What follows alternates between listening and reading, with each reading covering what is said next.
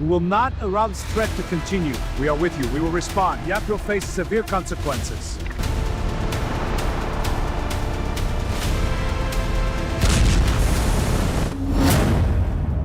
Washington में ईरानी युद्ध, missile man Khamenei का चैलेंज। ما رئیس جمهور آمریکا رو مجرم میدانیم. ईरान पर क्या अमेरिका हमला करने जा रहा है? इस पर अभी भी पुख्ता तौर पर कोई रिपोर्ट सामने नहीं आई है। ओमान में क्या अमेरिका और ईरान की वार्ता फेल हो गई है? इसे लेकर हैरान करने वाले दावे किए जा रहे हैं। दावा तो यहां तक किया जा रहा है कि ओमान के मस्कट में हुई मीटिंग के फेल होने के बाद इजराइल के प्रधानमंत्री नेतन्याहू बुधवार यानी 11 फरवरी 2026 को राष्ट्रपति ट्रंप से मिलने जा रहे हैं। रिपोर्ट के मुताबिक नेतन्याहू चाहते हैं कि ईरान के परमाणु ठिकानों के साथ साथ उसकी मिसाइल हमले की क्षमता को शून्य कर दिया जाए।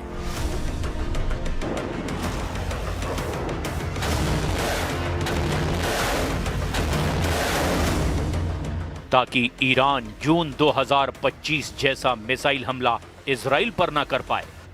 खबर है कि वॉशिंगटन में ईरान पर बड़े हमले के आदेश पर मोहर लग सकती है। इधर पिछले 3 हफ्तों से अमेरिका का जंगी युद्धपोत अब्राहम लिंकन ईरान को चारों तरफ से घेरे हुए है। ताजा रिपोर्ट के मुताबिक अमेरिकी विमान वाहक पोत यूएसएस अब्राहम लिंकन यानी CVN-72 की स्थिति इस वक्त ईरान के बेहद करीब बताई जा रही है। ताजा खुफिया जानकारी के मुताबिक USS Abraham Lincoln carrier strike group यानी CSG उत्तरी अरब सागर में तैनात है। ये ओमान के तट से दूर और ईरान के समुद्री सीमा से एक सुरक्षित दूरी पर इंटरनेशनल वाटर्स में गश्त कर रहा है। ये ईरान के तट से लगभग 300 से 500 किलोमीटर दूरी पर है। हालांकि 3 फरवरी 2026 को एक ईरानी ड्रोन शाहिद 129 जिसका अपडेटेड वर्जन शाहिद 139 है, वो इसके काफी करीब पहुंच गया था, जिसके बाद इसे अमेरिकी F-35C जेट्स ने ईरानी ड्रोन को मार गिराया था।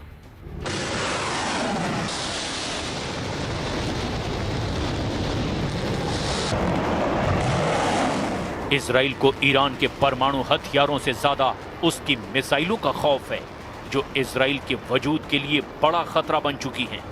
इसीलिए कहा जा रहा है कि वॉशिंगटन में 11 फरवरी 2026 को ट्रंप और नेतन्याहू की बड़ी मीटिंग ईरान पर हमले को लेकर होने जा रही है।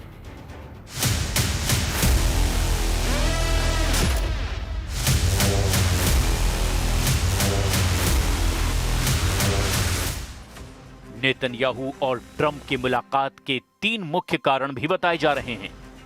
पहला, ओमान वार्ता पर असंतोष। 6 फरवरी 2026 को ओमान में अमेरिका और ईरान के बीच इनडायरेक्ट बातचीत हुई। ट्रंप इसे बहुत अच्छी बता रहे हैं, लेकिन नेतन्याहू को डर है कि अमेरिका कोई ऐसा समझौता ना कर ले जिससे ईरान को फिर से मजबूत होने का मौका मिले। वो ट्रंप को ये समझाने जा रहे हैं कि समझौते में ईरान की मिसाइलों पर पूर्ण प्रतिबंध शामिल होना चाहिए। दूसरी वजह, दूसरे दौर के हमले की योजना। जून 2025 में हुए 12 दिन के युद्ध के बाद इजराइल अब दूसरे दौर के हमलों की तैयारी कर रहा है। नेतन्याहू ट्रंप के सामने 4 सैन्य विकल्प रख सकते हैं। पहला है ईरान पर केवल इजराइल सीधा हमला करे, अमेरिका बाहर से सपोर्ट करे। दूसरा है सीमित अमेरिकी मदद के साथ इजरायली हमला। तीसरा है अमेरिका और इजराइल का संयुक्त ऑपरेशन या यूं कहें कि ज्वाइंट अटैक। और चौथा है ईरान के भीतर लक्ष्यों पर सीधा अमेरिकी हमला। इसके साथ ही नेतन्याहू चाहते हैं कि ट्रंप ईरान के तेल व्यापार और धन के स्रोतों को पूरी तरह से नष्ट कर दे, जिससे ईरान अपने प्रॉक्सी समूहों जैसे हिजबुल्लाह, हमास और हुथी को पैसा ना भेज सके। इजराइल का मानना है कि कूटनीति केवल ईरान को समय दे रही है। इजरायली खुफिया इनपुट का दावा है कि ईरान परमाणु दहलीज के इतने करीब है कि अगर अभी हमला नहीं किया गया तो भविष्य में उसे रोकना असंभव होगा। इधर ईरान ने स्पष्ट कर दिया है कि यदि अमेरिका हमला करता है तो वो इजराइल को अपना पहला निशाना बनाएगा। این که به ما گفتش میشد در طول سالها هنوز هم میشه که شما حق ندارید غنیسازی کنید. غنیسازی صفر. چرا؟ چون ما نگرانید، ما آمادیم نگرانی ها رو رفع میکنیم. سوال هست جواب میدیم. اعتماد وجود نداره، اعتماد ایجاد میکنیم. इजराइल पर हमले को तैयार ईरान की गरीब क्रूज मिसाइल। ईरान का ड्रोन बेड़ा आज दुनिया के सबसे घातक और कॉस्ट इफेक्टिव यानी कि किफायती सैन्य हथियारों में से एक माना जाता है। ईरान ने अपने ड्रोन बेड़े को न केवल आधुनिक बनाया बल्कि हाल ही में 1000 नए रणनीतिक ड्रोन अपनी सेना में शामिल किए हैं। जनवरी और फरवरी 2026 की खुफिया रिपोर्ट्स के मुताबिक यूएसएस अब्राहम लिंकन अक्सर अपना रडार और ट्रैकिंग सिस्टम यानी EIS बंद कर देता है। इसे मिलिट्री भाषा में गोइंग डार्क यानी डार्क जोन कहते हैं ताकि उसकी लोकेशन पता ना चल सके।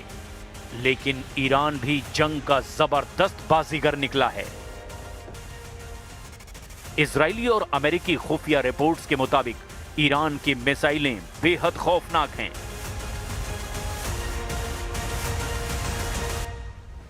इजरायल के पास सबूत है कि ईरान सीरिया और लेबनान के रास्ते हिजबुल्लाह को फिर से लंबी दूरी की मिसाइलों से लैस कर रहा है। इजरायल का मानना है कि ईरान को केवल कूटनीति की वजह से मोहलत मिल रही है। इजरायल के खुफिया इनपुट कहते हैं कि ईरान परमाणु दहलीज के इतना करीब है। एक रिपोर्ट में आप समझिए। ईरान की तरफ से हमला होगा, इसे लेकर इजराइल के पास क्या क्या खुफिया इनपुट हैं, जरा वो भी जान लीजिए।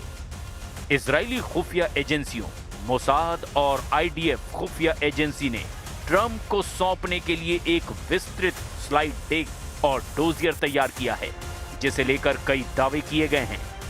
इजराइल का दावा है कि ईरान उन परमाणु ठिकानों जैसे फोर्डो और नतांज को फिर से सक्रिय कर रहा है, जिन्हें जून 2025 में बमबारी से नष्ट कर दिया गया था। वे अब और ज्यादा उन्नत सेंट्रीफ्यूज का इस्तेमाल कर रहे हैं। खुफिया इनपुट के मुताबिक ईरान हर महीने 3000 बैलिस्टिक मिसाइलें बनाने की क्षमता विकसित कर रहा है। इजराइल इसे अपने अस्तित्व के लिए सबसे बड़ा खतरा मान रहा है। अभी करीब 300 मिसाइलें हर 30 दिन में बन रही है, जो आने वाले दिनों में 30 दिन में 3000 मिसाइल बनाने तक पहुंचने वाली है। इजराइल के पास सबूत है कि ईरान सीरिया और लेबनान के रास्ते हिजबुल्लाह को फिर से लंबी दूरी की मिसाइलों से लैस कर रहा है। इजरायली खुफिया रिपोर्ट्स में यह भी जिक्र है कि ईरान अभी भी अमेरिका और इजरायली नेताओं, जिनमें ट्रंप भी शामिल हैं, इन्हीं को निशाना बनाने की साजिश रच रहा है, जिसका मकसद जून 2025 की हार का बदला लेना है। इजराइल का मानना है कि कूटनीति केवल ईरान को समय दे रही है। उनके खुफिया इनपुट कहते हैं कि ईरान परमाणु दहलीज के बिल्कुल करीब पहुंच चुका है। ईरान के पास अलग अलग मिशन के लिए अलग अलग श्रेणियों के ड्रोन हैं, जो इजराइल के लिए किसी काल से कम नहीं हैं। इजराइल को ईरान की परमाणु क्षमता से ज्यादा ईरानी मिसाइल और ड्रोन का खौफ है, जो मधुमक्खियों के झुंड की तरह से हमला कर सकते हैं। ईरान भी जंग का जबरदस्त बाजीगर निकला है। इजरायली और अमेरिकी खुफिया रिपोर्ट्स के मुताबिक ईरान की मिसाइलों में बेहद यहां पर खौफनाक तरीके से वहां पर अब हमला कर सकती है। इसी वजह से ट्रंप ईरान पर यलगार करने से पहले बार-बार अंजाम सोच रहे हैं। ईरान के आत्मघाती ड्रोन शाहिद 136 को गरीबों की क्रूज मिसाइल कहा जाता है, जो इजराइल के लिए बहुत बड़ा खतरा और सरदर्द बना हुआ है। शाहिद 136 की मारक क्षमता 2500 किलोमीटर है। ये एक कामिकाज़े यानी आत्मघाती ड्रोन है। ये लक्ष्य से टकराकर खुद को उड़ा देता है। इसकी बनावट रडार को चकमा देने में मदद करती है। शाहिद 238 का नया जेट वर्जन ये शाहिद 136 का उन्नत संस्करण है, जिसमें जेट इंजन लगा हुआ है। ये साधारण ड्रोन के मुकाबले 3 गुना तेज उड़ता है। इसकी रफ्तार 500 से 600 किलोमीटर प्रति घंटा तक पहुंच जाती है। शाहिद 238 ये शाहद 136 का उन्नत संस्करण है जिसमें जेट इंजन लगा है। इसकी तेज रफ्तार के कारण इजरायली एयर डिफेंस को प्रतिक्रिया देने का समय बहुत कम मिलता है। आराश 2 इसे विशेष रूप से इजराइल के तेल अवीव और हाइफा जैसे शहरों को निशाना बनाने के लिए बनाया गया है। इसमें भारी विस्फोटक ले जाने की क्षमता है। शाहिद 129 ये अमेरिका के प्रेडेटर ड्रोन जैसा है। ये न केवल हमला कर सकता है बल्कि 24 घंटे तक हवा में रहकर जासूसी भी कर सकता है। मोजर 10 इसकी रेंज 2000 किलोमीटर है और ये 300 किलो तक के बम या मिसाइल ले जा सकता है। ईरान एक साथ 200 से 300 सस्ते शाहिद ड्रोन लॉन्च करेगा, जबकि इजराइल को इन्हें गिराने के लिए अपनी महंगी मिसाइलें खर्च करनी पड़ेंगी।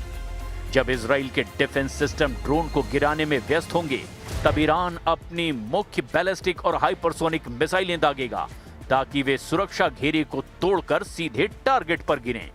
एक शाहिद ड्रोन की कीमत लगभग 20,000 से 30,000 डॉलर होती है, जबकि उसे गिराने वाली इजराइल मिसाइल की कीमत लाखों डॉलर में होती है। ईरान इस तरह इजराइल को आर्थिक रूप से भी थकाना चाहता है। कुल मिलाकर ईरान ने 2 ही रास्ते छोड़े हैं, या तो ईरान पर हमला करो, बदले में पलटवार झेलो, या फिर ईरान से बातचीत करो और इलाके को युद्ध की भट्टी बनने से रोक लो।